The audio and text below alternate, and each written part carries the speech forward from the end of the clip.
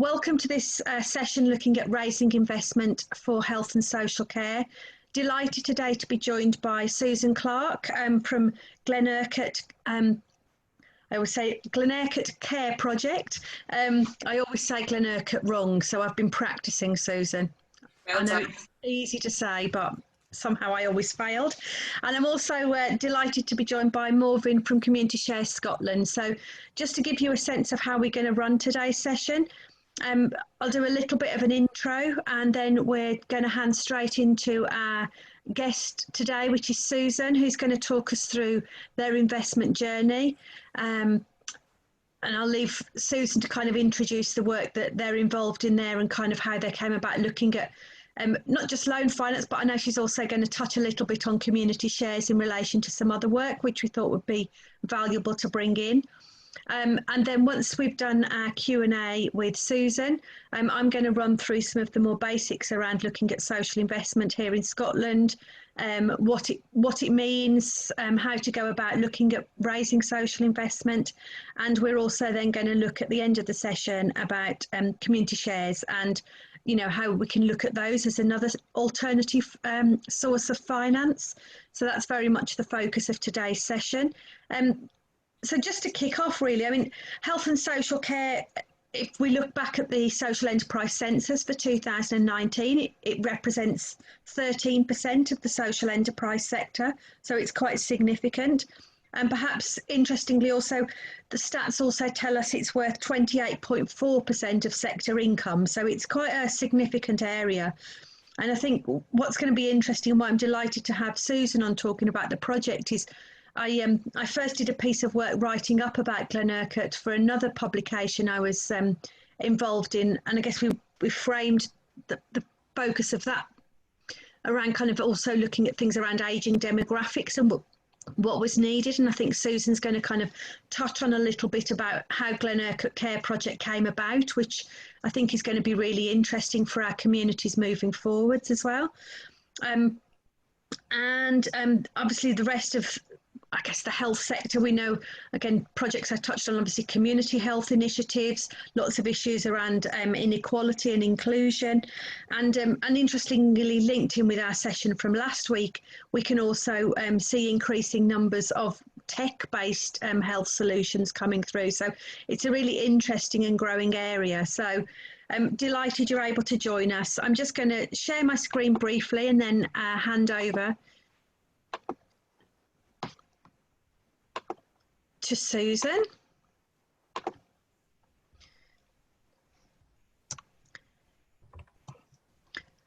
So that just gives you a bit of a run through. We're going to have Susan first. I'm going to do the social investment run through, look at some of the next steps about getting ready for investment. And I have to say, regardless of whether you're looking for social investment, I always say to people, it's actually as much about a health check for an organisation if you want to do some significant growth. So it's worth staying in, I think, just in terms of understanding that investment readiness approach, because I think regardless of whether you're still looking predominantly at grant funding, it's a useful kind of tool for your organisation to look at. And then we're going to hand over to Morvin for the last bit of our session today. Just a little intro just on Social Investment Scotland. We're ourselves a charity and social enterprise, and since 2001 we've invested over 80 million in over 400 organisations across Scotland. We obviously our focus is on finance, but we do a lot around business support and training as well, and that's a bit of where these sessions come from. And we very much see ourselves as part of the broader ecosystem for social enterprise support, which someone's tried to map out a bit like a tube map, and it can be hard sometimes finding all the right support out there, but I always like to say to groups there is a lot of support out there, much of it's free, and I'd really encourage you to tap into that, as well as bringing in specific advice and support as needed in your organisations too. Just a last thing just about the slides and how we've put them together today. So where you see the video clips, I've just put links into extra bits of information that you can follow and click on when we send the slides out. So it just gives you a bit more sense of background, but hopefully keeps our sessions quite concise and to the point. So that's a little bit about how we run things. We really want to encourage you to put forward questions. So if you have any, please feel free to use the Q&A and the chat function as we go through, and I'll be keeping an eye on those. So introducing social investment. So I'm going to start off straight away by handing over to Susan, and stop sharing my slideshow and giving you the intro. So Susan, over to you. Okay, thanks very much, Naomi. I'm going to talk about three main areas. I'm going to talk a bit about Glenurquhart, the community that this project has been delivered in. I'll talk about the investment journey we went through, and then talk about the benefits of that investment and what a difference that has made to us. So to start with, as Naomi said, I'm Susan Clark, and I live in the village of Glenurquhart in the community of Glenurquhart, and I moved here about 8 years ago. Since then, I have got heavily involved in the community. I'm chair of GURCA, which is the Glenurquhart Rural Community Association. It's our development trust organisation. And I'll talk a wee bit more about that just before we talk about community shares. And I'm also heavily involved as the secretary of our Highland Games, which should have been held on Saturday, but were cancelled. But we've made a nice film about that. So if you Google Glenurquhart Highland Games, you can see a bit about the history of the games. And I'm involved in quite a lot of other little projects that go on in the community.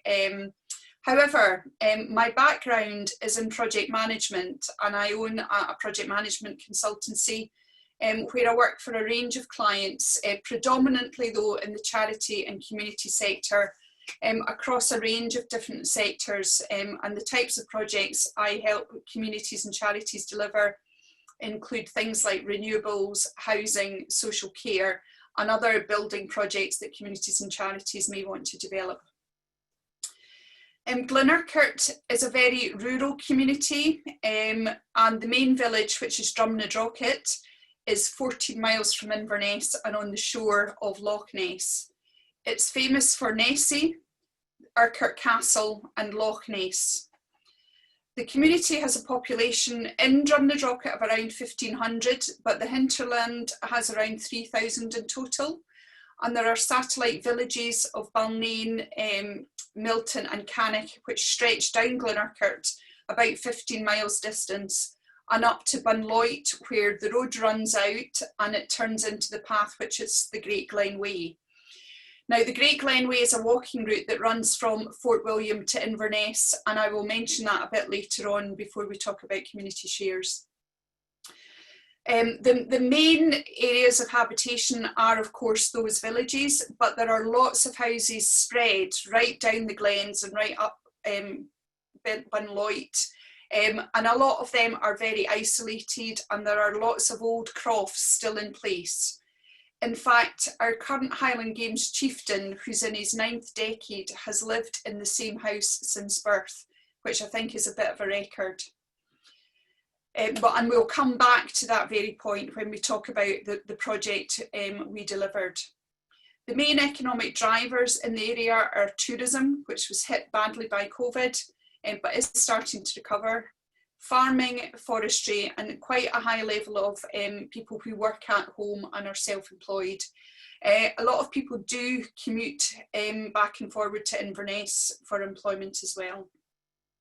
To give you a feeling for the scale of the community, our high school roll is just under 300. So we are a very small community, and the community had to fight to retain that school 20 years ago. The council wanted to close the school down and send everybody to Inverness for schooling. However, they fought that and were successful in having a new school built.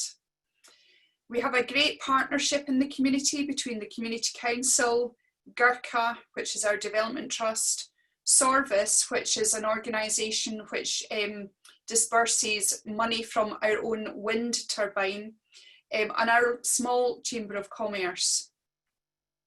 The community also has a community-owned charity which runs a childcare centre, and 20 years ago the community charity, the Glenurquhart Centre, developed, built, and now runs a daycare facility for the elderly and vulnerable in the community.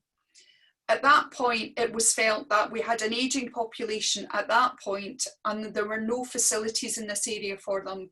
Anybody who wanted daycare provision had to actually travel at least 15 miles to access that. And so the community came together and raised funding and built that facility, which has since been extended. Most recently, though, we have been successful in delivering and building 12 houses for the elderly, which were completed a year ago and have been a huge success in the community, and were the winner of the 2019 SURF Award for Housing Generation in Scotland. As I've already said, like most communities, we have an ageing population, many of who live remotely and in housing which doesn't suit their needs as they grow older.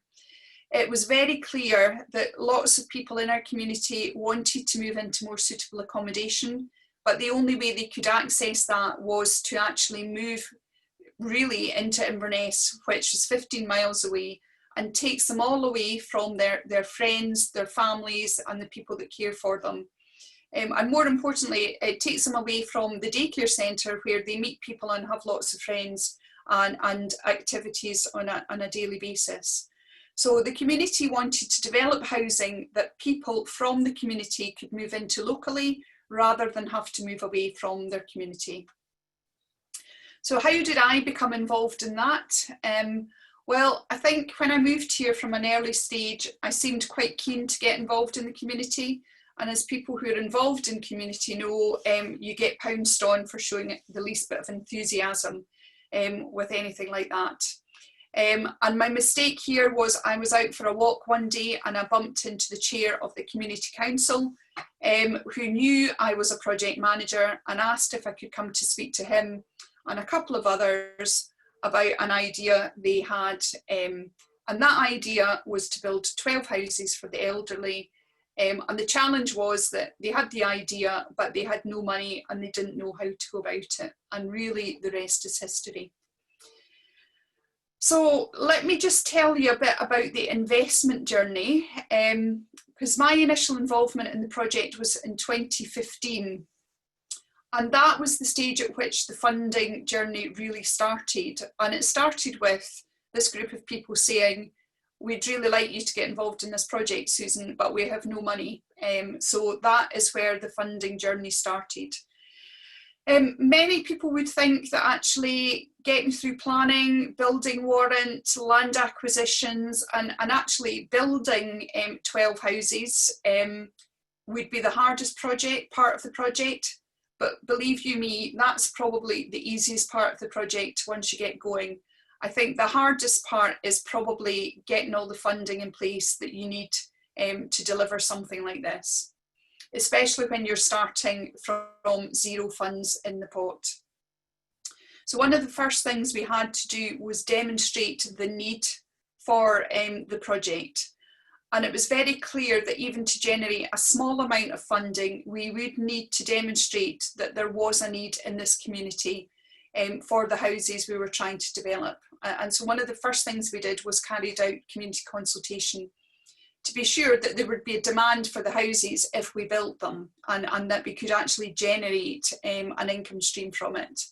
And without that, no funder, whether it's a grant funder or somebody who is lending you the money, will part with their cash. It was interesting at that point that Highland Council told us there was no demand for this type of housing in Drumnadrochit. And when we poked into that, we realised that there was no demand because people knew if they applied for that kind of house, they would be moved to Inverness. So people weren't applying for houses of that type. And Highland Council then went off and did their own research and came to the conclusion there was a demand for this. I think another important thing to put in place at the start of your funding journey is to be very clear about the governance of the project. At the stage where the chair of the community council came and spoke to me, it wasn't clear who might deliver this project and who might own the project. But collectively, I think the community realised that the Glenurquhart Care project, which was an existing charity, and which sits next to the plot of land that was available for these houses, that would be the ideal governance organisation to take on and deliver this project. And it was agreed in the community that the Glenurquhart Care Project would lead this. They would own and manage the houses after they were built, and all funding submissions, etc., would go through them. The other community organisations were supportive of that approach and even provided a small amount of seed funding to get us started. A bit later on, the charity decided to set up a subsidiary company to manage the project to ensure the risks associated with a project of that scale didn't interfere with the day-to-day operation of the organisation, which was involved in looking after at least 32 people a day on a daycare basis, and with all the health and social care responsibilities that came with that. And so that organisation was put in place with legal help, and a separate board was set up, and the funding lines were clearly documented. And the appointment of a project manager was also an important part of that governance process, and helped to give funders confidence in the project going forward. It was also really key that at a very early stage we put in place a robust business plan for the project and financial model that would demonstrate that this project had long-term viability. There was absolutely no point in us trying to raise capital to build houses if then we couldn't sustain them longer term. And so that business plan was our key sales document, not only to grant funders, but to lenders as well. And it identified who the organisation was behind the funding. It had a financial model that went along with it. It talked about the background to the organisation and what we were trying to achieve. And also identified some of the other benefits, such as providing a handyman service that could be used for the housing, but also other older people in our community. The funding search, I don't think you can ever start too early putting out feelers for funding. And I think Naomi mentioned there just the number of different avenues there are for funding. But getting funding in place always takes a lot longer than you would expect. And when you have some legal processes you need to go through to satisfy funders before they release funding to you, that can take a lot longer than you expect. So it's never too early to start trying to identify potential funders, and leaving enough time in your programme to make sure that you get all those in place. And it's a bit like spinning plates. You have to start spinning lots of plates at once and throw the net as wide as you possibly can until you identify funders who are interested in your project and who you have an alignment with. And we obtained funding from some organisations we never dreamt we would obtain funding from. But I guess it's true that if you don't ask, you don't get. And so it's worth going out and contacting as many funding organisations as you can to see if your project is of interest to them. It's also worth investing yourselves as an organisation, because that gives other funders confidence that you believe the project's worthwhile and worthwhile enough for you to invest your own money. So the Glenurquhart Care Project took the decision to make a donation from their own reserves to the project. And we also did a local fundraising appeal which raised over £35,000 towards the project.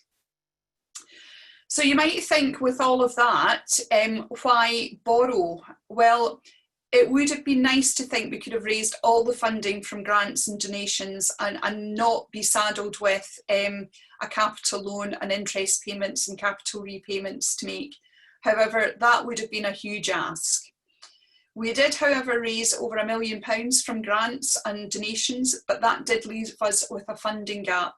And so we realised quite early on we may need to borrow money to plug that gap. And so we did some early work to try and identify who our investment partners might be. There are benefits of borrowing. I mean, I think I'll talk about some of the issues with borrowing, but whilst borrowing money that you ultimately need to pay back is a difficult process for many charities to go through, it can be really worthwhile. And I think Naomi mentioned there that the due diligence process that you go through with lenders can be really, really tough, but it can be a really positive step, because it can give your board confidence that actually your project is a financially viable project. And if an external lender is willing to invest, then they should have confidence that the project is good.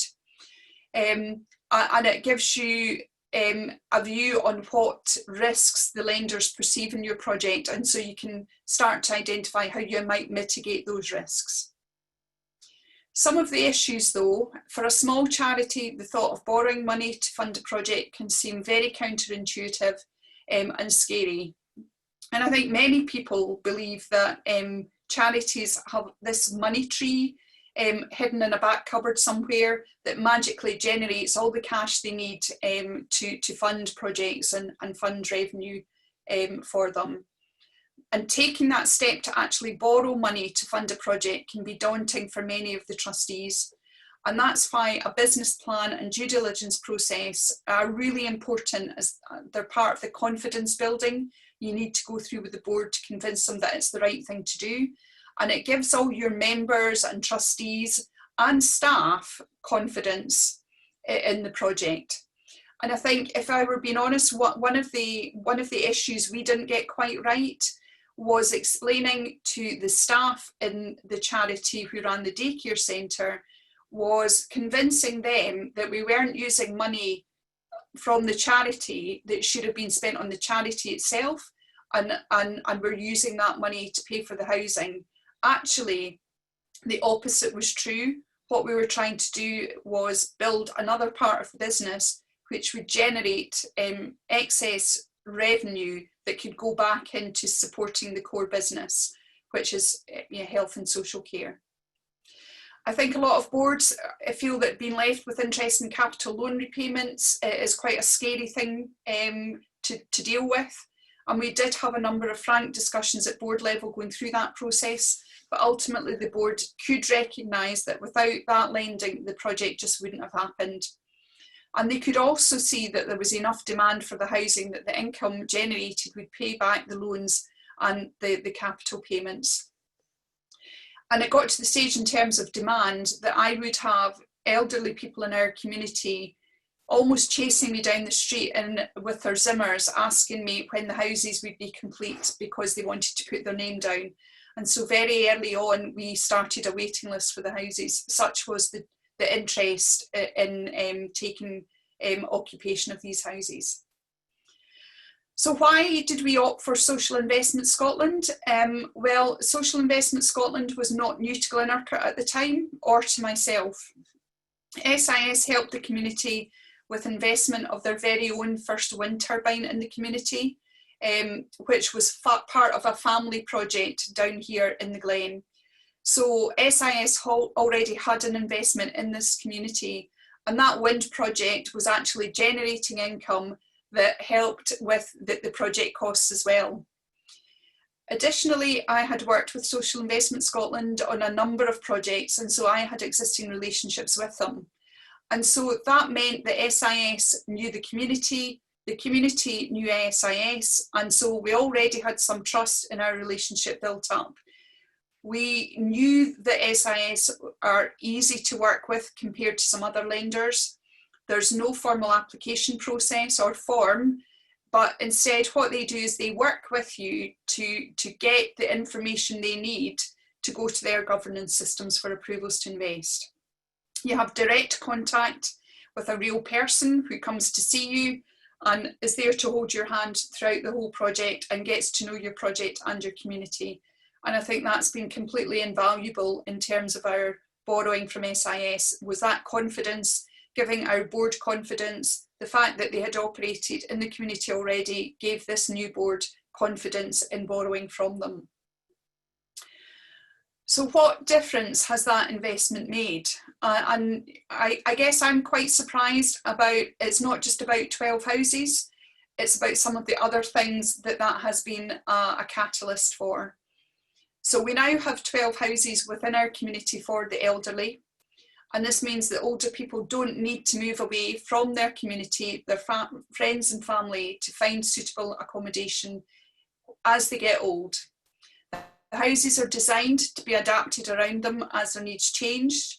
They're designed to deal with end-of-life care if that's required. And they are very close to the Glenurquhart Care Centre, which is right next door. So our staff are on hand to deal with any emergencies.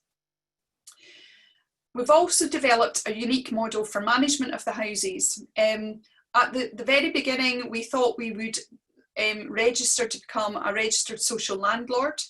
And indeed, part of the grant we got from the Scottish Government insisted on that at the beginning. We then realised that that was going to be quite a difficult process, given that the number of registered social landlords was reducing in Scotland, not increasing. And so what we decided to do was form quite a unique community private sector model for the management of houses. So we have a private sector letting agent who manages the leases and rental collection and rapid response, but we allocate the houses from our own allocation policy and people who want houses from within our community. And that means that we don't have to open up the allocation of these houses to the whole Highland area, which we would have done if we'd gone for one of the RSLs in Highlands. That model is working really well, and others are starting to look at that model so it can be replicated. As we moved into the process of moving people into the houses, we realised that some of them weren't on a telecare system where you wear an alarm that you can press if you fall during the night. And what that does is it sends a phone call to one of 3 people who are on your list that can come and check if you're okay. And when I asked some of these people why they weren't on that telecare system, it's because they didn't have 3 people they felt they could ask to put on their list of buddies. And so what we've created is a volunteer database now.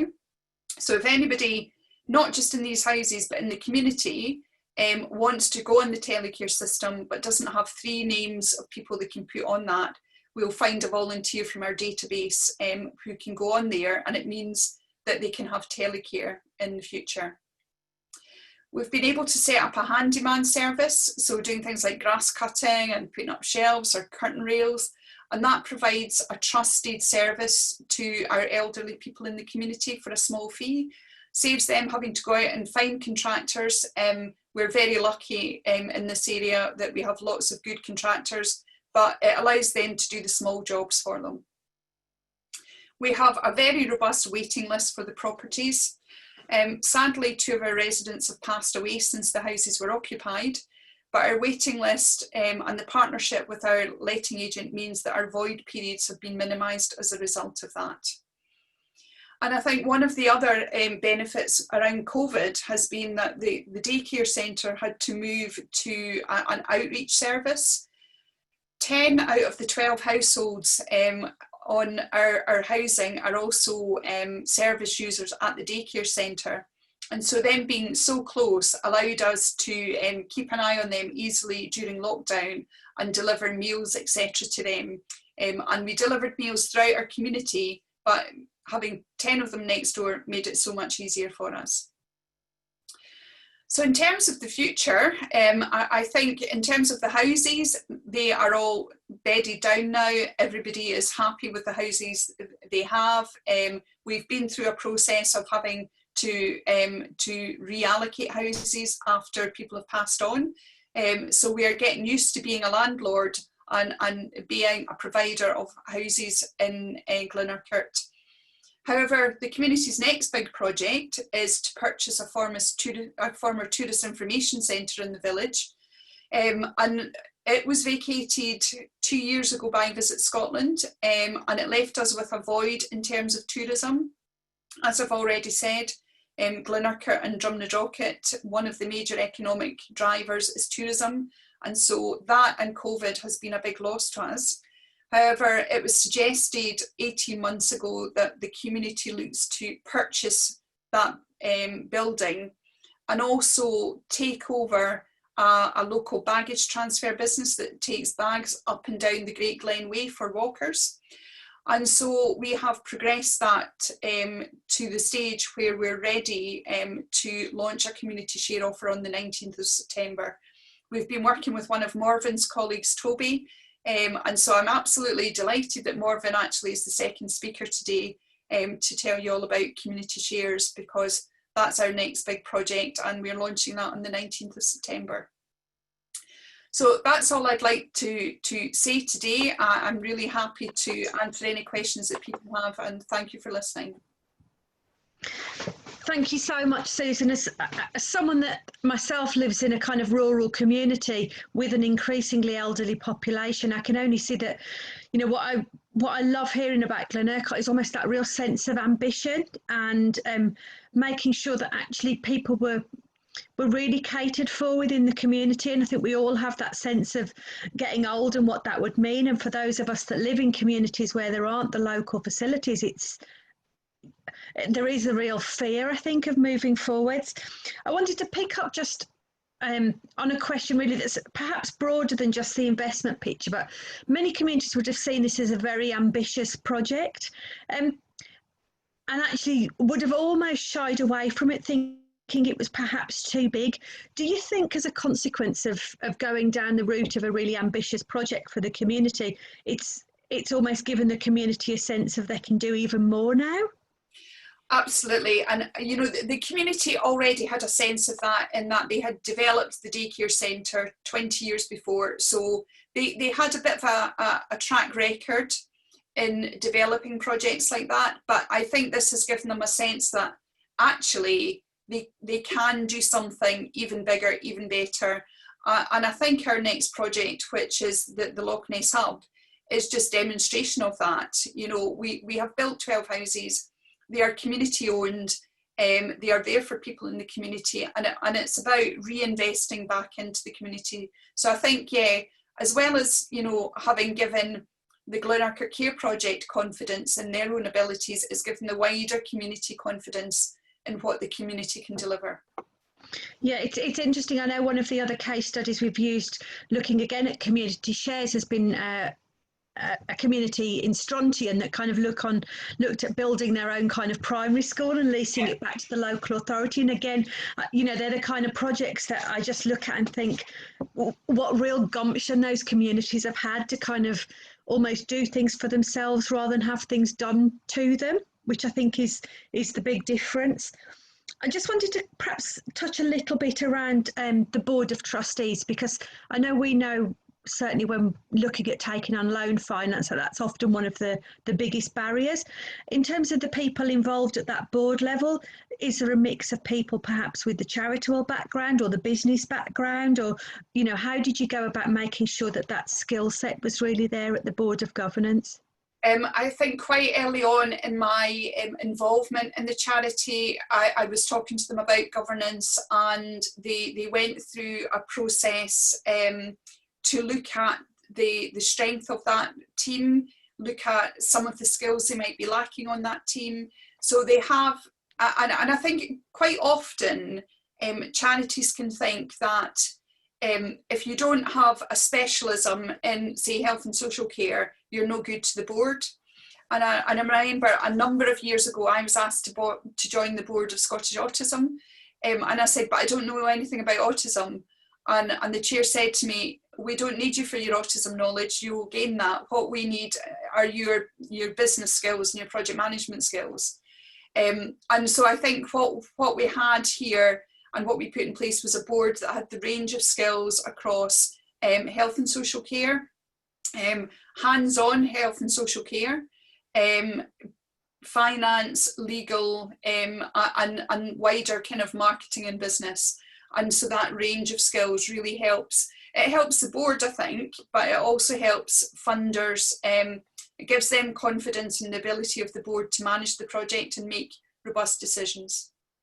Yeah, no, it's interesting. I was chairing a discussion last week on a different topic looking at diversity, but actually we were talking there about how we tend to be in a sector that almost recruits to type, whether it's staff or board. And I think that sense of actually looking, not necessarily, yes, of course you want people that buy into your values, but they don't need to have direct experience of all of those, and looking at it from the skill set. And I know when I go onto the slides this afternoon and we touch on kind of investment readiness, I guess it's part of making your organisation investment ready is looking at what's in your organisation from the staff base, but also do you have all of the skills at board level, whether that's legal, whether it's marketing, whether it's finance skills, and really trying to almost break your organisation down into those kind of core skills. Perhaps I wanted to touch on, and it's perhaps again that role of this was an ambitious project. And obviously bringing in the kind of project manager role, how do you think that kind of helped alleviate fears from funders? Obviously, even attracting over £1 million in funding as well as the loan finance is critical. So do you think that was important in terms of funders and investors knowing there was someone really there to keep things on track? So this is a bit like me being a turkey voting for Christmas. But I would say that a project manager is absolutely essential. But actually, what I found over my years doing projects like this is that I quite often get brought into a project because it's in trouble and it doesn't have a project manager, and funders insist that communities or charities bring in a project manager to help them. And I think quite often communities are really enthusiastic, but they don't have the skills. They have loads of enthusiasm and will to get the project made. But what a good project manager can do is take your hand and help you from the start of the project right to the very end. And they know what they need to do to get you from your vision and your idea to a finished project. And quite often communities and charities are not used to doing projects which are really about changing things. They're very used to and very good at operating the business you're operating, but not good at knowing how to get a building created from just an idea in somebody's head. And that's where a project manager can help. And that's where funders, I think, see the importance of having a project manager there who has been through that funding process, because actually applying for grants, being through a process of due diligence with lenders is a really difficult process. And if you've not been through that before, sometimes you can think, what's the point of it all? But with a project manager who has been through there, they can make sure you're ready for that process when it happens. And so when I'm talking about some of the things like governance and business plans, that's about all the things you need to put in place early on to be ready, because funders are going to ask those questions. And a project manager can anticipate that and make sure you're ready for that as it comes forward. Yeah, and I know, again, like I said in the intro, whether you're looking for loan finance or significant sums of grant finance, actually a grant funder that you're looking to raise a significant amount from will want to see the same level of detail in a business plan, regardless of whether you're looking for loan finance or significant grants. So it's a really important thing to do. I'm interested a little bit in terms of, I often say that getting organisations perhaps to move from, if you're used to grant funding where money's paid in advance and quarterly often, to suddenly moving to kind of loan investment and having to schedule in repayments can be quite a shift in terms of financial systems and planning. How do you think the organisation moved in terms of its approach to finance? Do you think it was, again, you wouldn't get grant funding unless systems were robust in the first place, but do you think that kind of sense of having to look more at projected income for repayments has given a stronger focus? Absolutely. I think that whole, we started off with a business plan for housing, but it moved the organisation into a place where it did business planning for its day-to-day operation and started doing much more detailed forecasts of budget requirements going ahead. So yeah, it did added rigour into the financial processes for the organisation, because the business has to look ahead anyway and make sure it's got enough grant income coming in to deliver the services it's delivering. But here we also had that added loan that we had to make sure we had interest and the ability to pay off the capital. So yeah, I think it just sharpened everybody in terms of the financial management around the organisation. Yeah, no, I'm always careful how I say it because I certainly never want to imply that grant funding means that people aren't astute at looking at finance. I absolutely think they are. They wouldn't have got the grant funding otherwise. But I do think it's that, like you say, it's that perhaps tuning that people have in terms of really being focused on it perhaps a little more, because you're always looking at future cash flows, I think, in a lot more detail than always perhaps doing the historic look back on project spend is the big difference. I want to come back.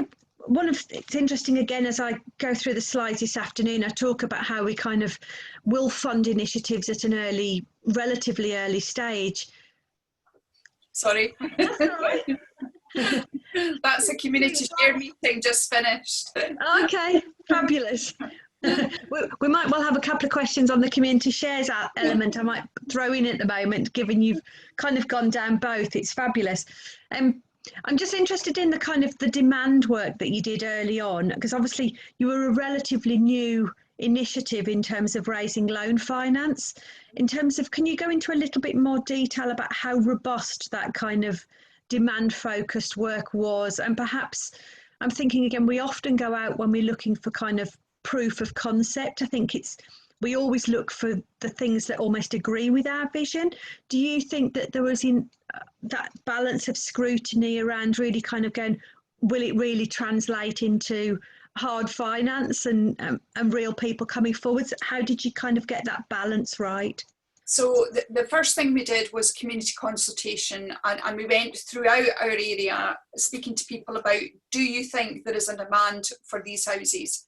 And straight away people were saying yes, and where can I put my name down for one? So straight away we were getting people saying, I want one. We spoke to Highland Council, and initially they said there's no demand, and we said we think there is a demand because we know people aren't applying for houses because they know they won't get one in Drumnadrochit or in Glenurquhart. And that's why Highland Council's housing register didn't demonstrate demand. So what Highland Council then did off their own back is they went and did a piece of work themselves to try and identify if there actually was demand or not. And they came back with a report which demonstrated there was demand. And what we did quite early on was we started to keep almost a waiting list of people who were interested in a house if they became available. And so very early on, we were able to say, well, it's not just, me saying there's demand. Actually, here is a waiting list of people who want one of these houses. Yeah, no, I would sense certainly that waiting list approach, and also the fact that someone external had come to the same conclusions all helps build a much stronger demand story. So I think there's always that sense of we want to hear the things we want to hear, but also people want to tell us the answers they know will make us happy. So you always have to kind of scrutinise that. I remember once a friend of mine actually saying they were looking to set up a new business, and it was food delivery orientated, and they actually set up a phone line even though they weren't ready to do any of the work yet, just to see how many phone calls they got if they actually advertised. So again, it showed absolute demand because they literally just logged the telephone calls, and it is about making sure that that's real data. I'm interested in the demand moving forwards because obviously you say you've still got the waiting list moving forwards. Have you also been approached about how this model could be copied in other areas of the Highlands or throughout Scotland? Yeah, we get approaches from other communities about people come and visit the houses. So yes, people are interested. They're interested in the model we've used. And I think some people might have started off with the idea of let's have a community hub and something akin to our daycare centre. And I think that in terms of funding for that now, it's very, very difficult to get funding for centres like that.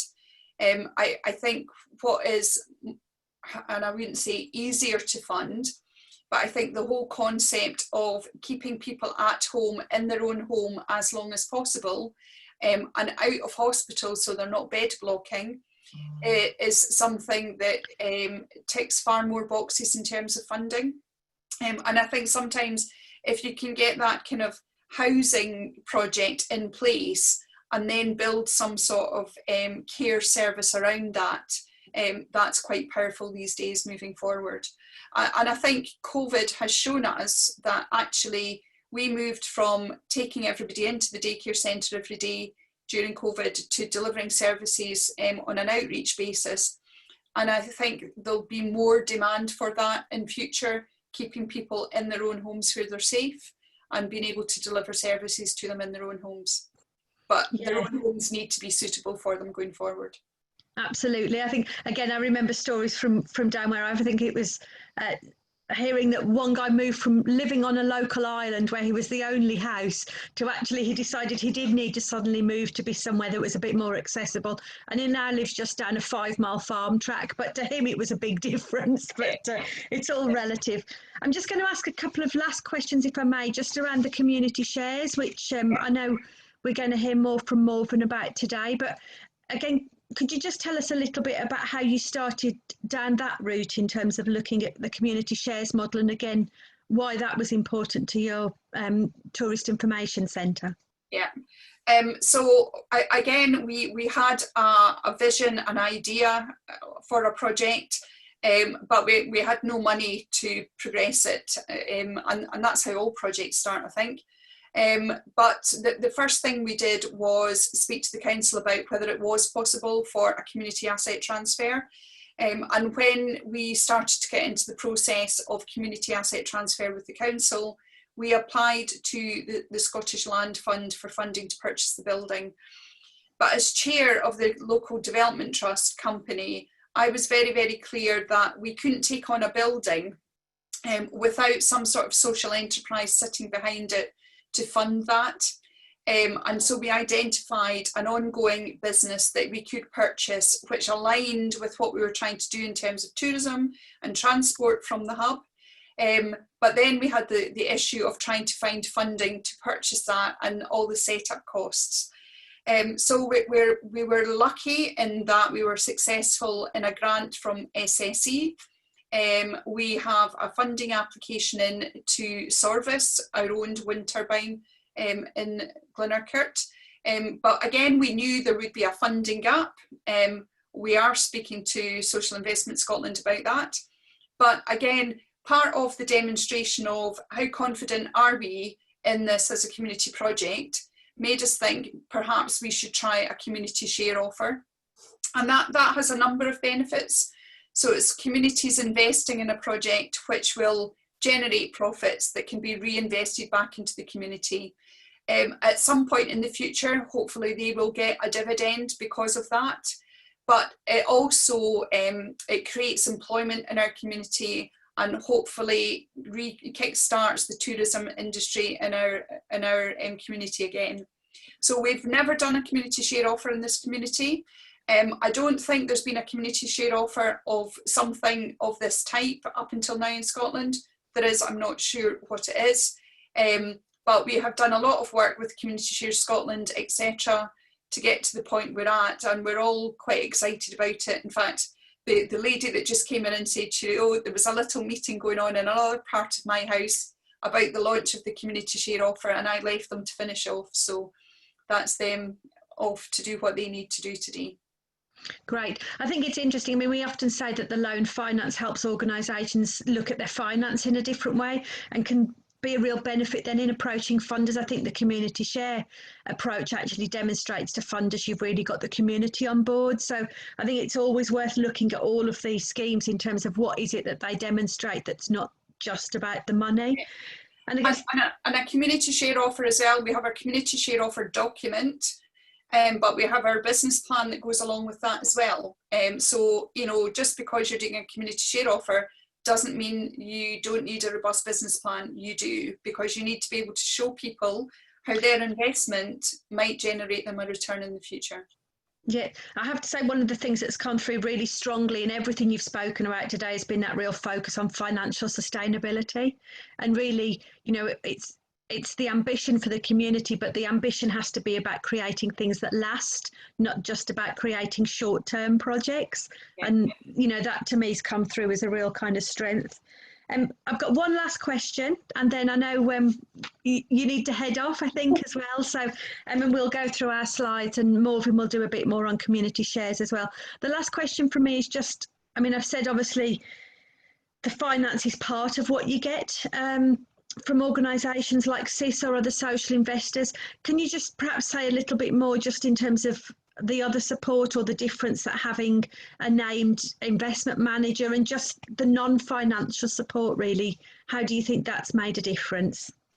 So first of all, when we started speaking to CIS about this project, they allocated one of their investment managers, which is great, and you have a face then and somebody that comes to see you in your own environment who gets to understand the project.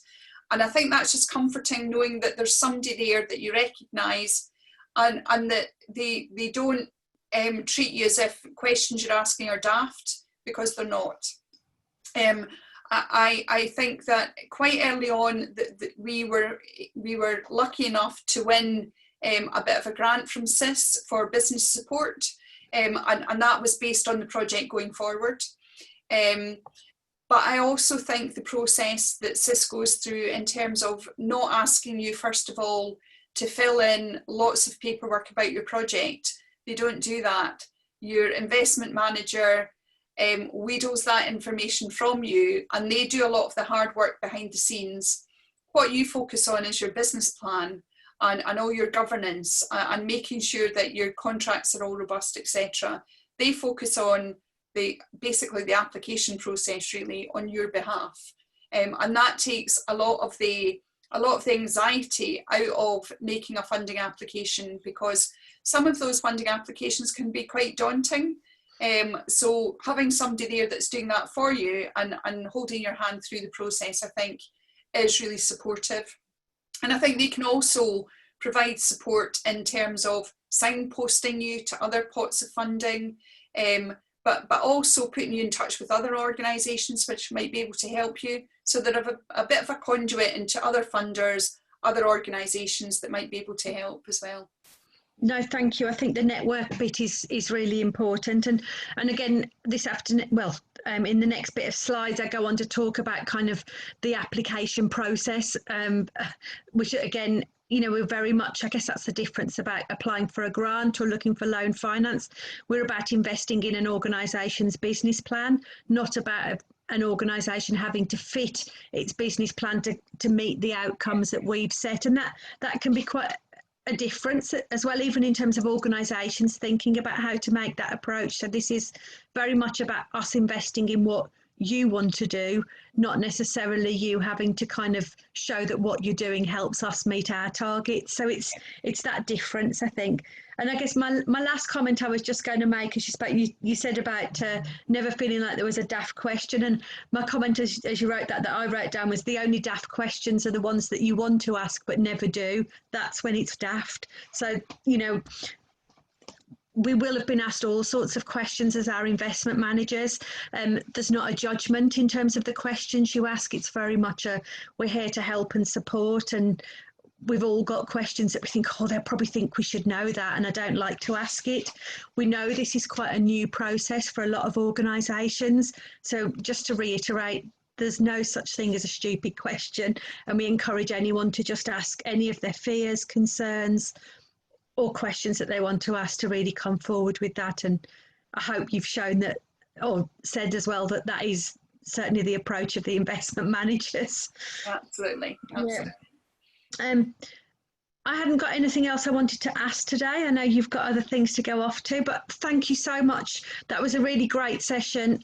I love the ambition, and all the best with your share offer. I know Morven's going to be talking about, or said in our call pre this starting, that they'll be doing a lot of work sharing information about that. So look out for the information about the share offer coming through, because it's good to follow what communities are doing and learn from other organisations. So, and then just to say, everyone should follow the Loch Ness Hub on Facebook.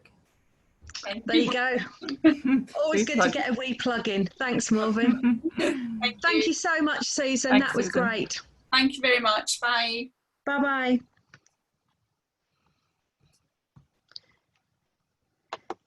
We always like to start our sessions hearing really from people who've had the investment money, so I can take you through the slides, but we just always think hearing straight from someone that's kind of been down the process is a much more realistic sense of what going for investment really means. I'm just pulling up my slideshow.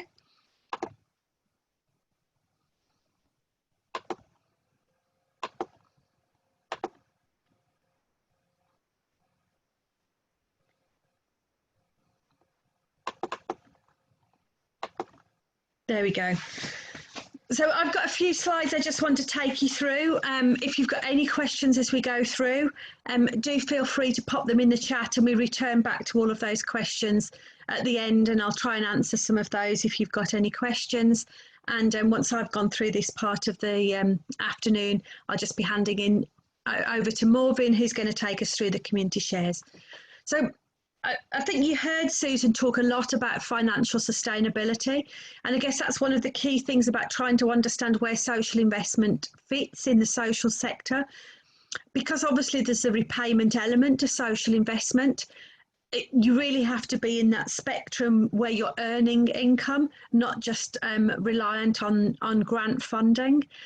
So the chart I've put on the screen at the moment shows perhaps that difference between kind of being an organisation that's used to having donations and gifts through to those that might apply for specific funded projects from grant funders.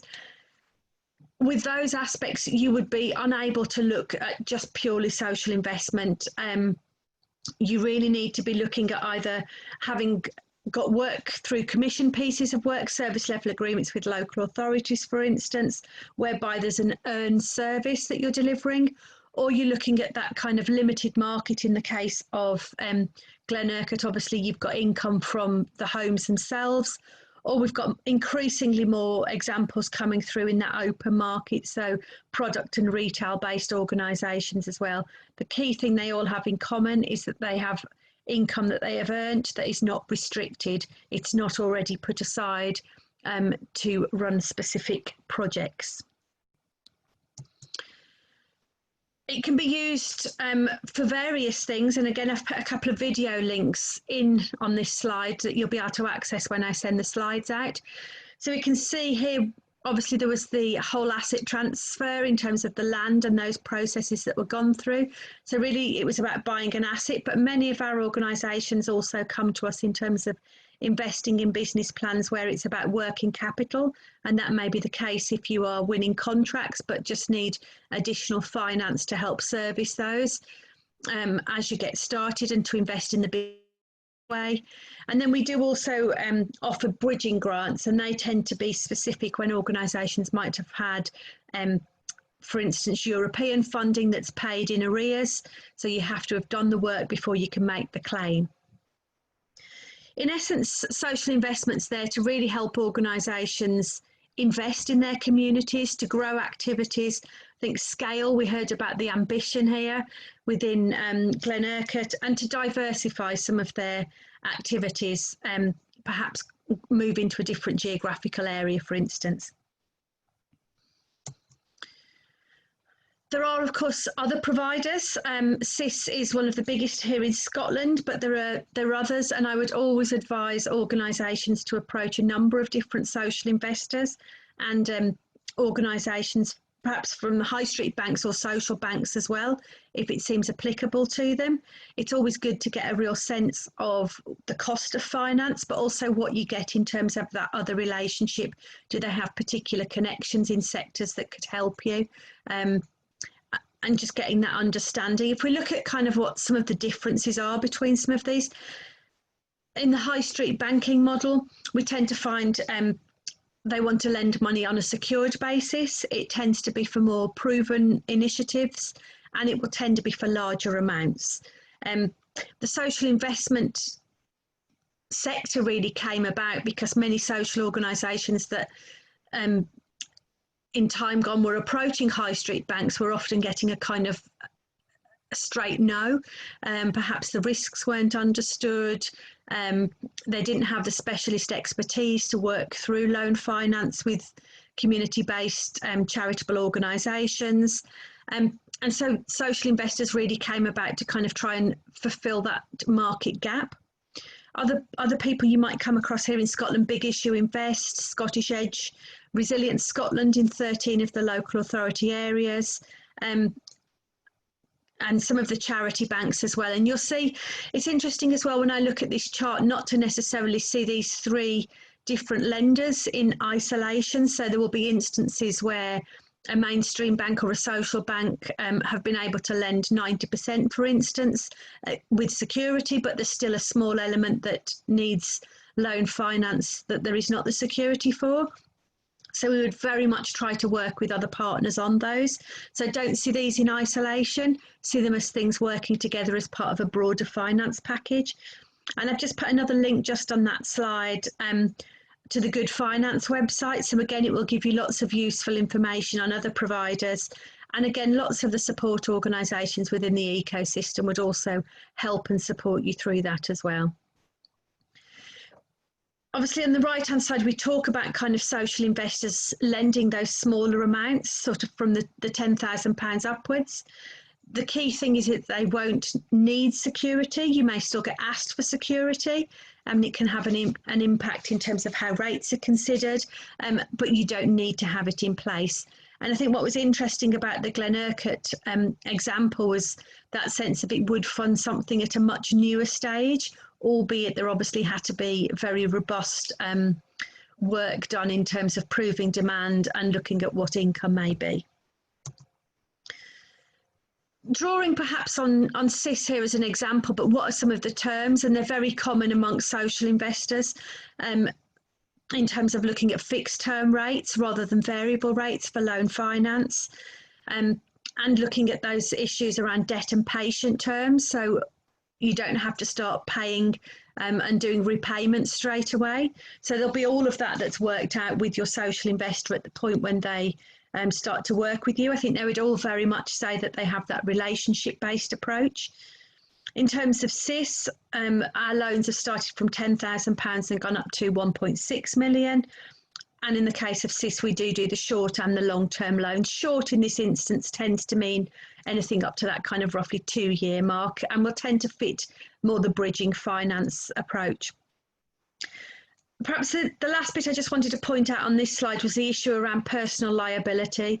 We know that one of the big barriers for organisations taking on loan finance is often the perspectives of trustees, and obviously it's important to listen to those, but it's just important to make them aware that actually in terms of liability there is no personal liability. The house is not on the line as a consequence of going for social investment. And the only caveat I always put with that is they will, of course, need to understand much more broader Companies House rules around negligence that would be applicable to directors regardless of whether we're going for loan finance. So just really making sure your board are aware of where liabilities lie in their position on the organisation. We talked a little bit with Susan about choosing an investment partner, and obviously to some degree, like she said, part of going to SIS was because there was already that relationship there. And I know a number of our customers have kind of come in for multiple loans at various points, and that will be, again, I'm sure very similar with other providers. But I also get people to think, what are the other things that you may need to consider? Cost of finance is an obvious. What rates are you offered? Many people will often say that rates from the high street are often much cheaper, and the answer to that may well be yes. Often the risks that they like to take are also much lower, so it will very much depend on where you fit on that risk matrices in terms of whether you're able to access that finance. But I always take into account the cost of finance. Relationship, again, what's provided beyond the money. I think we would very much, from a SIS perspective and other social investors, be focused on relationships, on networks, on advice and support, not just the cash. And that can be important to a number of organisations in helping them through what may be quite a challenging process for them. And then I always just get people to think about volatility, not just looking at their own business, many business plans that we write will always need some level of adaptation as we actually start delivering on the work. So understanding where you think volatility might lie in your plans can be really important then, in terms of thinking, well, what is it that I need in terms of people's approaches to the debt and patient terms that I mentioned, to re-looking at how you reschedule finance. But I also think get people to understand the volatility in an organisation's business. So again, we talk very much about being relationship focused. Our staff, we're grateful, is not a high turnover. So again, we don't have much of that volatility. So the same faces tend to be there, the understanding, and that can be really helpful. And I guess the last one is always choice, who will actually lend to you. So it's worth thinking that. And I always say to people as well, it may be that in the early stages, finance may be cheaper from the high street, but you can't get it. In terms of SIS, there are no early repayment charges. So is it that you use social investment to give you that kind of sense of track record? So that actually at the point when you want to raise more finance or you want to look at refinancing, by that point you will be able to show another investor that you have that proven model and you have that ability to repay. So actually sometimes using social investment in the early years can then open up other finance options for you. When people are looking at their finance options, again, I very much talk about it being a blended model. I think Morven's going to go on to talk about a little bit about community shares, and they can certainly show that there's demand there. They can show community buy-in. Grant funding can also be really important as part of these mixes, and as a social investor, if there's a good piece of grant finance there, that can also reduce risk and give us some reassurance, and vice versa to the grant funder. If the due diligence has been done for loan finance, it can improve their confidence as well. So thinking about how these different forms of finance really work together can be a helpful way to look at money within your organisation. I always get people to think about ownership, control and flexibility. I think in the last comments as I was chatting to Susan, we spoke a little bit about how the investor really supports your business plan.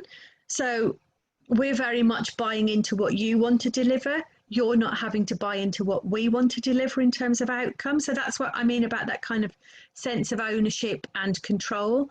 We're buying into what your community needs. And I get people just thinking about risk as well. Obviously, we have to look at financial risk. It's a very important part of the due diligence process. But I get organisations to think, well, what are the risks that you're managing? So you'll remember Susan spoke a lot about financial sustainability. So it's really important to look at that from the start in terms of ensuring that projects have that longevity. And by not looking at financial sustainability and just starting projects, actually, are you managing risks that staff will join for a short period and then you'll have to let them go? And just having that much broader sense of what the different elements of finance packages bring to your organisation. Partners and perception and wider impressions. I've talked a little bit about how due diligence processes can build confidence, how community shares can show buy-in. So again, just who you're partnered with can send some strong messages out there as well. And then I wanted just to touch lastly around issues around reporting and systems. So again, we talked a little bit about how using loan finance had improved perhaps a sharpness and perhaps increased scrutiny on finance.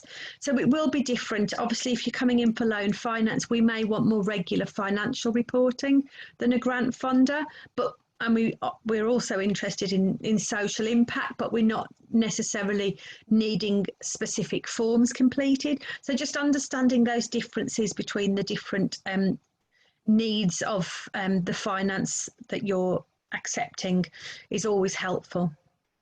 And I just put up this last question really in terms of, has the landscape changed? And I think it's been interesting as we've gone through COVID. I think we saw quite quickly that organisations that relied a lot on earned income initially were the ones that struggled. Those with a higher proportion of grant finance saw some of that flexibility from funders. And so having that mix within the organisation could help organisations get through those early stages. And I would say even the same moving forwards. while those that were grant funded perhaps fared more easily in the short term with COVID as funders simply lifted restrictions, you know, what will the impact of that be moving forwards? Will funders have put more money into COVID? Will earned income become much more important as funding pots may be reduced? And just trying to understand that much broader financial landscape can be really important to your organisation. So just to encourage organisations to really think about that this time. And then just a few last bits from me on investment readiness. We've got a diagnostic tool, and the next slide just gives you a link to that on our website. Regardless, I think, of whether you're going for community shares, grant finance or loan investment, looking at the health of your organisation and how it operates can be really valuable. So on the tool we've developed kind of 6 key areas that we encourage staff and boards to look at. So how is it that social impact is embedded in your organisation? How do you measure it? Is everyone aware of it? And just understanding that. We look at governance, and I think, again, Susan spoke quite a lot about how in her early work she spoke quite a lot with organisations about their governance and their skills, and that sense of making sure you've got a broad range of skills on your board, not necessarily people that understand all the charitable work, but people that will understand finance, that will understand legalities, that could understand building management. You know, what are the skills that you need? And then we talk about products and services as well. So again, obviously, if you're going for loan investment and there's an element of repayment, you know, we're looking at earned income into the future. It's all about future cash flow planning. So what is the market demand for what you're producing? Are the services that you currently deliver still going to be required moving forwards? Really understanding that you've got those at high quality to meet the demand that's around. And people skills, obviously within your organisation, particularly if you're looking at things like loan finance, what are the financial skills? What are the project management skills to actually make sure work on the ground gets delivered? And I always pull up sales and marketing, and it's in this bottom bullet point as well. And often, because I think in the social sector, it tends to be the budget area that perhaps gets knocked back the most. But what are your real understanding of sales and marketing? Are they really built in terms of how you're going to make sure that you drive people either to buy your products and services, all of which is important in terms of having enough earned income to finance repayments moving forwards. And financial control, again, I touched briefly in the conversation with Susan around how moving from kind of managing big chunks of money that you get in and spend, and then a chunk of money you get in and spend, can be quite different to managing an earned income environment where you've also got money that is going out to service loan finance. How you manage creditors and debtors and all of those systems within your organisation can become really important as you're starting to look in more detail at your future cash flows. So the link to the tool is on this slide here. There is a button where you can submit your answers into SIS, but you don't have to. So if you just want to use it as a tool that you can go through, then it's there for you to use. And then the last little bit from me is just around application process. So I think we heard from Susan that it's not an application form per se, and it would be the case with many investors. This is all about relationship building. So it starts with a call or an email. In essence, it starts with a conversation, and you're very much developing your proposal alongside an advisor. And this is someone that will have worked with numerous charity and community organisations to develop proposals. So don't feel that sense of being judged. They're really trying to get you to a point of having a proposal that's credible, that could go to an investment committee. We're not in the business of trying to put loan finance onto organisations that don't have the capacity to pay back. That's what due diligence is all about. And we would very much at the end of the process or earlier on, if it was more apparent, look at either declining applications if we didn't feel you were ready, telling you needed to do more work, and that might be around strengthening a board, it might be around more detail on cash flow. And once you've got that and you're able to show that you are in a position where loan finance would be viable for your business and your organisation, then we could look at taking that to an investment committee and it could get approved. So I've put another couple of links in there around making that application. And also just lastly on what would we anticipate being in a business plan for a loan application. I would love to show you a slide of exactly what we want that to be. But in essence, we're funding your business. So it's the right business plan for you. And I guess if you go back to the slides about kind of our investments can start from £10,000 and have gone up to over 1.5 million, what we would anticipate for those different levels of request would be quite different. So again, it will be very much dependent on your sector and your ask in terms of what needs to go into that business plan. So I'm going to hand over now to Morvin, who's going to talk a little bit through community shares. So I hope that's given you a bit of a background on the loan finance side, and over to Morvin on the community shares. Thank you, Naomi. I'm going to share my screen, so just give me a sec.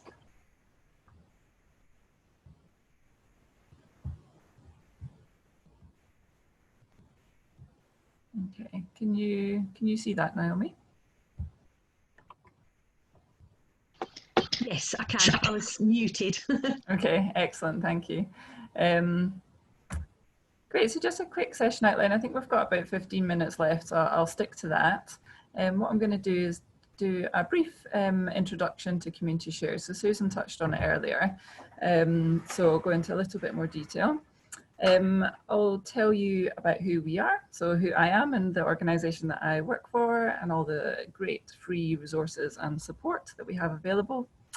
I've got just one case study today that is specifically about health and social care.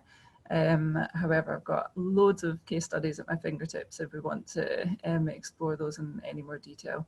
And then just some questions at the end. So what are community shares? In a nutshell, community shares are a way to raise money. Specifically, they're a way to raise money for community enterprises. And those are two quite important aspects of this type of fundraising. So by community, most of the time that is geographical. So it's, I'd say about 90% of the time, the groups that we work with, they define that by postcodes or by geography. However, it can also be a community of interest. And as Susan mentioned earlier, this is about raising money for a community enterprise. So there has to be a viable business proposition at the heart of what you're trying to do. And that is because you want that profit to go back into the community, and also potentially to offer your community investors some interest down the road, or even the opportunity maybe to get their money back if the business does particularly well. I like to describe it as a form of crowdfunding with community ownership at the heart. So it is like crowdfunding in that you're going out and you're asking people in your community to donate money or to invest money in your project. And it can be as little as £10. We're not talking about significant amounts of money here all the time. The difference to crowdfunding, the key difference to traditional crowdfunding, is that this isn't a donation that's going to go nowhere. It's not a one-off donation. This is an investment in a community enterprise that you then have ownership of, and you can be part of, and you can watch it flourish and grow within your community. Like I said, we've got loads of examples of community shares working across Scotland. So I think we have done about 35 share offers in the course of the Community Shares Scotland programme. They have been used to finance lots of pubs and shops. So that's been a big trend we've seen in the past couple of years. Community buildings, a harbour in Portpatrick. There was loads of community renewable energy initiatives that we worked with in the first couple of years. And then just a few examples like creative enterprises, sports, food and farming. So you can see it can be used for anything that can define itself as a community that has an enterprise at the heart of it. You can use community shares to raise finance for. So why would you use community shares? So a lot of this has already been mentioned by Susan and Naomi, but just to tease out some of the key points. This is about growing your membership and about embedding community involvement within the business. And what we tend to see is if people put money into something, and like I said, it doesn't have to be a significant amount of money, that business will be really robust and resilient throughout the years. And the likelihood of it succeeding will be a lot higher than traditional business. Anyone who invests in a community share offer automatically becomes a member of that organisation. And what that means is they have the opportunity to come along to AGMs, to vote in the direction that they want the business to go, also to stand on the board. So there's lots of involvement that can happen that way as well. Something that's really important about community shares is that regardless of how much people invest, so say I invest £20 and my neighbour invests £20,000, everybody gets one equal say. So it's one member, one vote, rather than one share, one vote. Like I said, this is about a social cause at its heart. So yes, you do want there to be a robust business model, but your investors are not going to be putting their money in because they want to see some kind of financial return. That could be a benefit and that could happen, but essentially this is about a social return of investment and having that real true resilience at the heart of the enterprise because of that.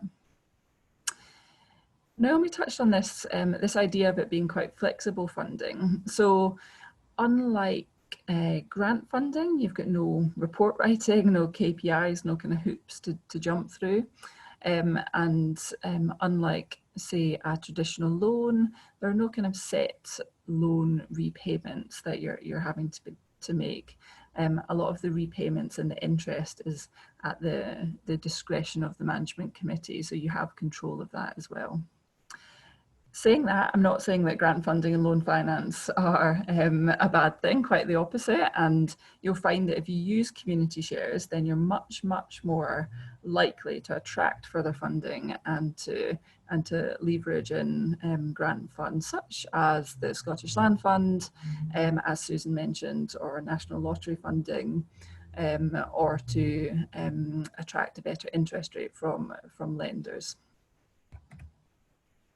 Just a quick one on what legal structure you can use. So there are currently two options, and that is a cooperative society or what's called a community benefit society. And the vast majority of the groups that we work with go for the community benefit society option. And the reason being that it does what it says on the tin, it's for the benefit of the wider community. This model is very, very similar to a SKIO or a company limited by guarantee. The key difference being that it is registered with the Financial Conduct Authority rather than with Companies House. A community benefit society can have charitable status, which is often very important for some groups. And it is also eligible for community right to buy, community asset transfer, the Scottish Land Fund, so all of those things that are enshrined within the community empowerment legislation from 2015. So who are Community Shares Scotland? So we're a small team of there's 3 of us who we're based in Edinburgh, although we work all across Scotland. We've got these 3 key aims. So first of all, we raise awareness of community shares across Scotland. So we do that through used to be physical events, it's turned into webinars. The big chunk of what we do is we provide direct support and advice to communities. So that is taking them through the process of deciding that community shares is the right option, to launching their share offer, and then also post share offer support as well. And then on top of that, we deliver training and advice to support organisations. So all those amazing intermediary organisations that Naomi showed us the diagram of at the start, making sure that they have a good awareness of community shares and how it fits into their services and their programmes. We're funded by the National Lottery and the Scottish Government, so everything that we do is provided completely free of charge to the client, to the customer. And we're a programme of the Development Trust Association Scotland, which you might be aware of. So we've got access to that brain trust, to that knowledge and expertise of the 300 community anchor organisations across Scotland. In terms of what support is available, so it comes in 2 stages, I'd say. First stage is early stage support from the programme team. So it's as simple as picking up the phone, sending us an email, and we will go into a little bit of detail about what you're trying to achieve and figure out if community shares are the right option for you or not. If we think that they are a good option and that you agree, then we can offer up to 6 days of tailored consultancy support. So this tends to focus on our sort of 4 key pillars. So business planning, so making sure that the community shares finance element is robustly inserted into your business plan. Community engagement, which is the absolute essential pillar. So this is about making sure that when you launch your share offer, the majority of people in your identified community are behind the idea and they're ready to get behind it and to put their money in. Governance, so helping you set up that community benefit society that I mentioned. We've now developed a large amount of expertise in-house, so that is something that we can really hold your hand through the process of. And finally, the actual share offer itself, so the documentation, the launch, the marketing, and making sure that we hit the target. On top of that, we can offer up to £5,000 of a microgrant. So that covers additional costs, such as a launch event, marketing, any tax advice you might need, any legal support. So just getting you across that final hurdle and making sure that there's nothing standing in the way of a successful share offer. And then sometimes it's really helpful for us to link you up to different organisations within a particular sector. So we've got really good links with the Plunkett Foundation, with Cooperative Development Scotland, with the Community Ownership Support Service. So we've really developed those partnerships across over the years and making sure that they support you on your journey as well. And just to finish up, I wanted to just talk you through a case study that is specific to health and social care. So at the moment in Scotland, I don't believe that there has been any community share offers that have raised money for social care. However, there are, I'd say, about half a dozen in England now, and that is growing. So I do think it's something that we're going to see more of in 2021 and beyond. This was one of the first ones that kind of was on our radar from last year. So this is a group called the Eco Care Co-op.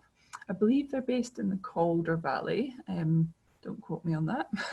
And they raised over £400,000 last year for their share offer. It was about 137% of their target, and that was 150 new investor members.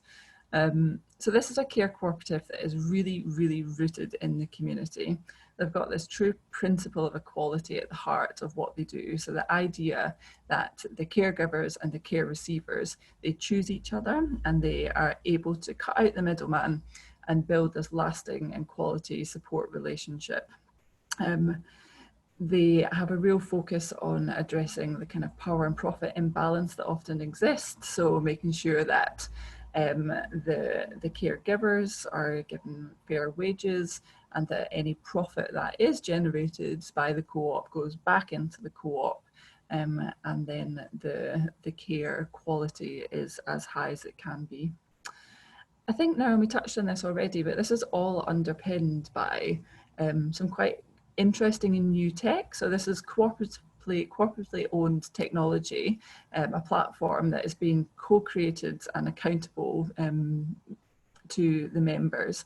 So the idea is that the caregivers and the care receivers connect with each other using this platform, which streamlines the process, saves money, and essentially sort of gives more time to making sure that the service is as good as it can be.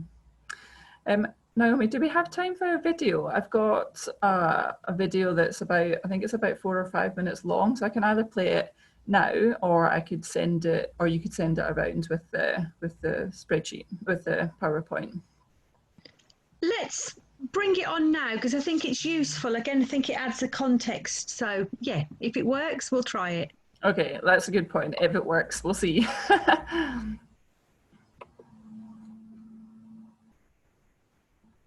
Okay, can everyone see that? Has that come up properly, where you can see my screen? I can see the screen moving, but the video hasn't started. Okay, and is that starting now?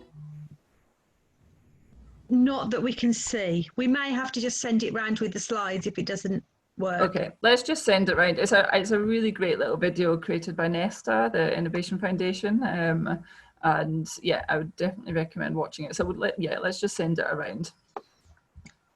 Thank you.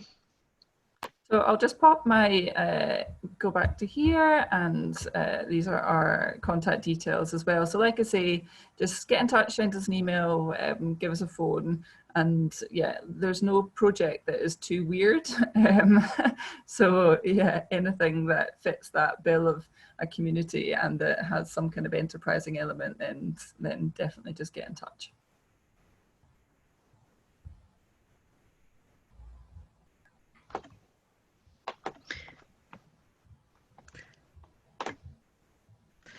Thanks, Marvin.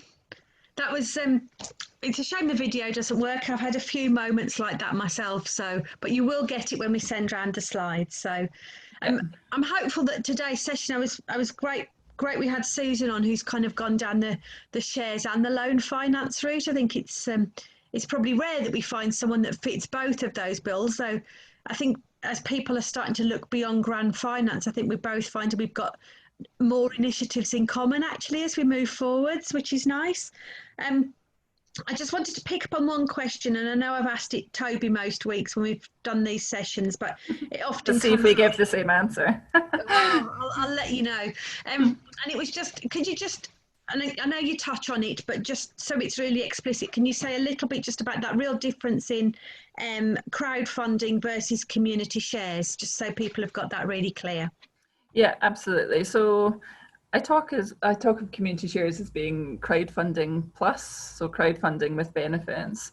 So the idea of community shares is that the people that invest in your project are investing, they're not donating. So they are putting their money in and they get something in return. So what they get in return is they get a slice of the pie, so they get ownership of the enterprise, and they also get the option down the road, if the enterprise flourishes, to get some interest on that investment and to get their money back at some point. If they want to withdraw their money, then they are legally allowed to do so. So it's just it is very similar to crowdfunding, but it just has those added benefits. And I think another key difference is that if you do a regular crowdfunding campaign, say a donation-based campaign where you're getting a reward of, say, a t-shirt or a bag, I think raising 10, 15, 20,000 pounds is actually really is a success. Whereas with community shares, our targets can be in the hundreds of thousands. So I think it's fair to say that you can raise significantly more with community shares than with just regular reward-based or donation-based crowdfunding. Yeah, no, and I mean, albeit there are odd outliers, there's certainly been some really big examples of very large community share initiatives. So I think sometimes when we think of it all being about community buy-in, we think of them being very small projects, but I think it's important to highlight that that's not necessarily always the case. Yeah, we've seen, I think the lowest amount that a group has raised has maybe been about 20,000. And we've seen upwards of, well, Glenurquhart Distillery are a bit of sort of outlier. They raised 1.5 million in their first share offer. But some of the big renewable energy projects we worked back in 2014, 2015, they were raising upwards of 1 million as well. So yeah, it's kind of, there's significant advantages of community shares over crowdfunding more generally, I'd say.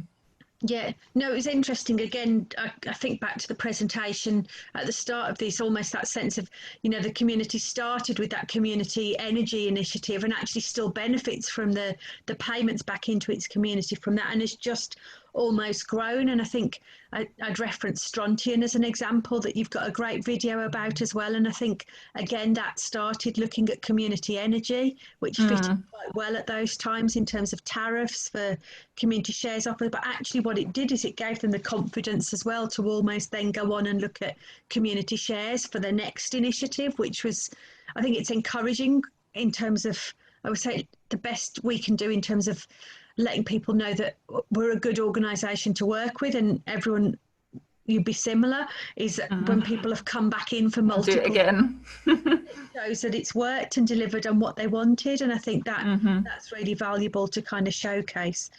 And I think that point that you made about the initial share offer generating enough income to then go on and part funds an additional share offer is just excellent.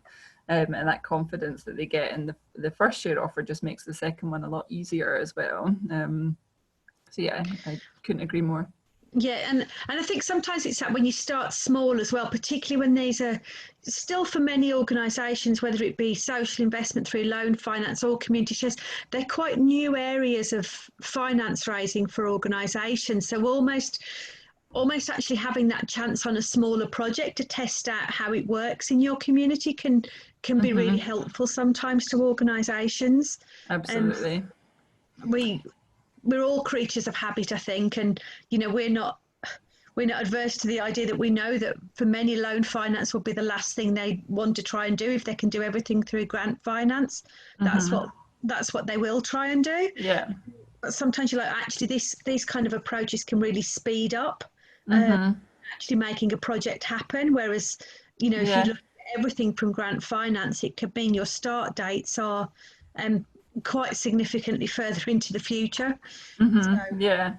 One thing that we often encourage groups to do is to have 3 different targets. So they'll have their target that they're hoping for, but then they'll also have a target that's slightly lower. So if they don't manage to raise their optimal target, then they've got a plan B to still be able to accept that community shares money, but then fill the gaps maybe with some grant funding or some loan finance. And then we also encourage them to have like a high target, just in case things go mad and they manage to raise a lot more than they thought they would. Yes, sometimes actually raising more money can be a challenge as much as not quite raising enough. Yeah. But brilliant. Well, I don't think there's any more questions coming through, so that was kind of it for today. But thank you so much for all of your input. Hopefully that's raised a few sparks in people's minds about different sources of finance that they could consider. And we'll be back next week on another Raising Investment session. So I might see you then if you're coming along. Yeah, thanks, Naomi. Thanks Brilliant. for inviting us. Okay, Pleasure. bye. Thanks, Marvin. Bye.